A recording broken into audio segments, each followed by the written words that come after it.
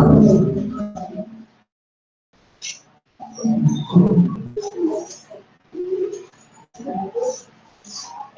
Good morning, everyone. My name is Christopher Okoro, the third Christopher Okoro from Python office. So today we are going to talk about a couple of things. Trust me, there's no coding aspect to it. Okay, something just a little bit interesting. Okay, so we are going to talk about efficient coding. We are also going to talk about effective coding, and we are also going to talk about bad coding and what the entails. Okay, so now we just want to talk about what efficient coding is. So efficient coding is that of driving for the shortest time possible for an algorithm to work. So let's say you build a solution, something to solve a problem.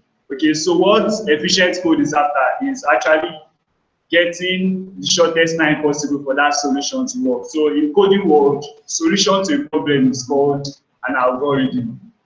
Okay. So effective coding is when you are driving for the shortest route to actually solve a problem. So let's say there's a route for you to go from Yaba to go to Ikeja. Okay, there's a longer route and there's a shorter route for you to go from the same Yaba to Ikeja. Okay, so you can actually check Lara.com so that whenever you want to go from one place to that, they'll give alternative routes. So some routes are actually shorter than some other ones. So you trying to pass through a shorter route to achieve the same solution to something is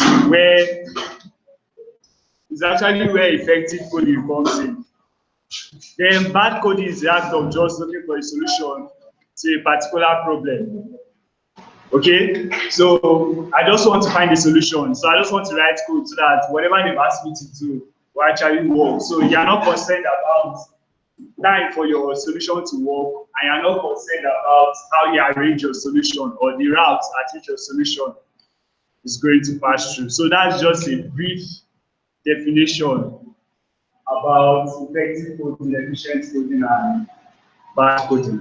So now I want your opinion on two things. So it's a general opinion. So now I want to ask, if you are giving the first car and you are giving the second car, which one will you pick? Second car. The second car? Yes. Eh? Okay, how many people go for the first one? Okay, how many people go for the second one? So why will you go for the second one? The second car is a classic.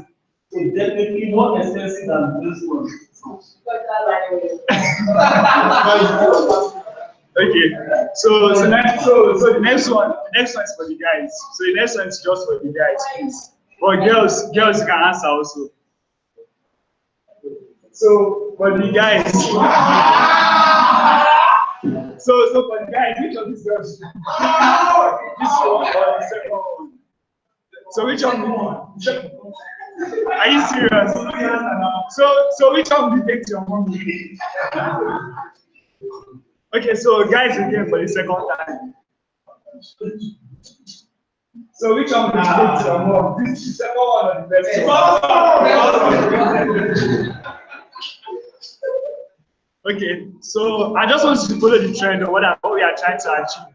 So now this one is for the ladies, okay? So which one? But you are not a lady now. So ladies, please, which one?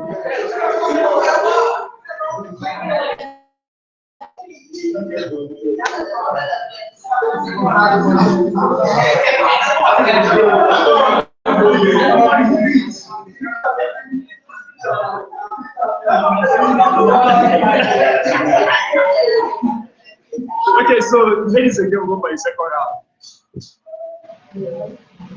So which one?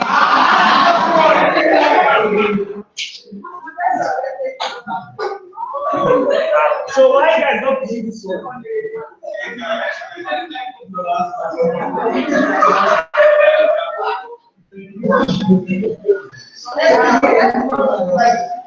Okay, so with all this comparison, so if if Become Dev Center, for example, they are giving a code like this. So it's just like some of you will not pick some guys based on their dressing or their appearance. So they are giving something like this to rewrite or to debug. You actually find very hard time doing this. Why? Because it's jam-packed. 1, 2. It looks fine, but you will not have a clue of what you are doing. You will not even know where to start from. You might even spend days trying to figure out what the person was trying to say or what the person was trying to write. Okay, just like when you have a comprehension and they are starting your comprehension from different angles, it's very hard for you to read. So this is an example of a very bad code. Why? Because it's scattered, it's not arranged, it's bad. There are a lot of things. The person is even confused with this code. Okay, so now this is something better. It's kind of arranged, you know what the person wants to do. So for those of us that know the coding role, so the person wants to, so you have a clue that okay, you want to do some certain things a number of times, and just the arrangement, you know where each one is going into. So, but this is a better code. Why? Because the person actually makes comments by the side of the code to portray what each variable or each function or each loop is actually doing. So you can see first saying that this is someone else's IP address, then this is someone else's code, then some other syntax here. So it's well marginalized, well arranged, and there are comments in there. So the thing to note about having a very nice code, efficient and effective, is that it should always be short and simple. So K stands for I is just keep it short and simple. So comparison between bad code and good code.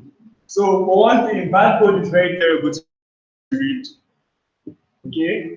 Now it's very difficult for you to debug, and it's very slow when you want to run your solution. Okay. Now, the next one is good code. It's easy to read, it's easy for you to maintain, and it is optimal in solution. Okay. So the code of conduct is that you should always try as much as possible to write good codes, keeping it very short and very simple. Something that if you come back 2 years from now, you should be able to maintain it. And if someone else is taking over your code, the person should have an idea at least of what you're trying to do. So, in summary, I just want to recap on everything you should know about writing a good code. So, first of all, simple is better than complex. Keeping it very short and simple is better than making complex statements. Always leave clues by leaving comments behind.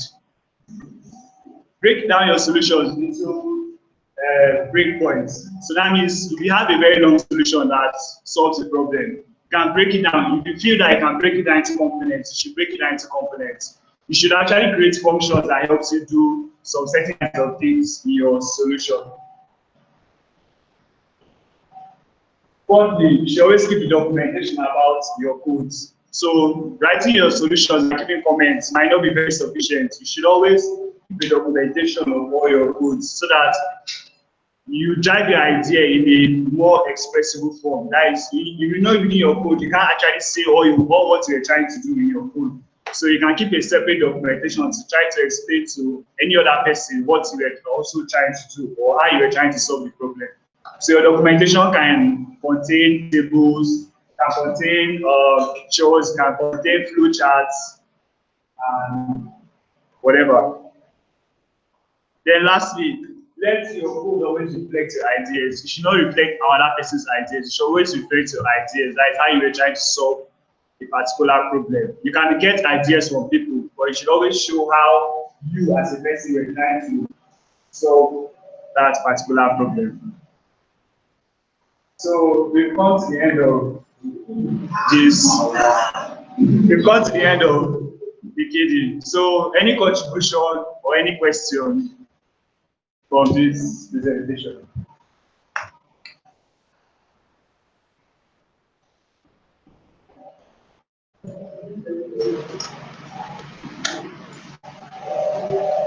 Okay, so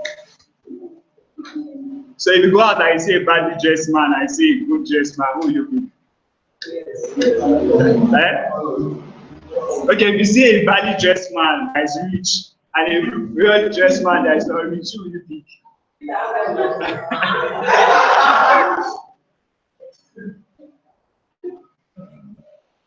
All right, thank you everyone for your attention.